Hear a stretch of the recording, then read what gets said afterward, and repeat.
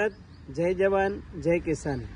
મિત્રો, આજે ગુજરાતની 7 કરોડ જનતા જનાર્દનને ગુજરાતના લગભગ 1 કરોડ ખેડૂતોને ખેત મજૂરો ગુજરાતની જનતાનું પેટ ભરી રહ્યા છે અને આજે ગુજરાતની અર્થવ્યવસ્થામાં કુલ જીડીપીના 20% યોગદાન ખેડૂત પુત્રોનું છે। એટલા માટે ખેડૂતોને જગતના તાત અને ધરતી પુત્રો કહ્યા છે। મિત્રો, આજે ગુજરાતના કિસાન ભાઈઓ, ખેડૂત ભાઈઓ 4 પ્રકારના સંકટમાંથી પસાર થઈ રહ્યા છે।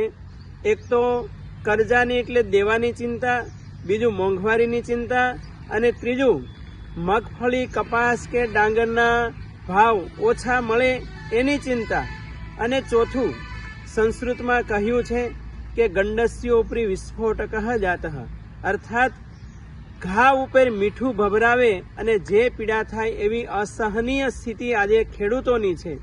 ત્યારે ગુજરાતમાં સમગ્ર ગુજરાતમાં માવઠાને લીધે એક ખેડૂતને લગભગ 8 લાખનું નુકસાન થયું છે।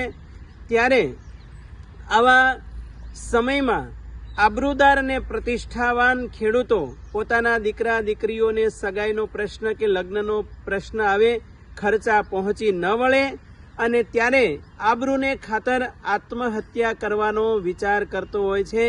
ત્યારે એક સાધુ તરીકે અને ખેડૂતના દીકરા તરીકે આ તમામ ખેડૂત ભાઈઓને મારી વિનંતી છે કે આવા સંકટ સમયમાં કોઈ ખેડૂત ભાઈઓ આત્મહત્યા ન કરશો અને વિચાર સુધા પણ ન કરશો। આવા સમયે ખૂબ ધીરજ રાખજો। અને બીજું કે સરકારશ્રીને મારી ભલામણ છે કે આ અવસર છે ખેડૂતોના સંકટ સમયમાં દેવું માફ કરવાનો, તો બને તો ખેડૂતોનું દેવું માફ કરજો એવી વિનંતી સાથે જય ભારત, જય જવાન, જય કિસાન।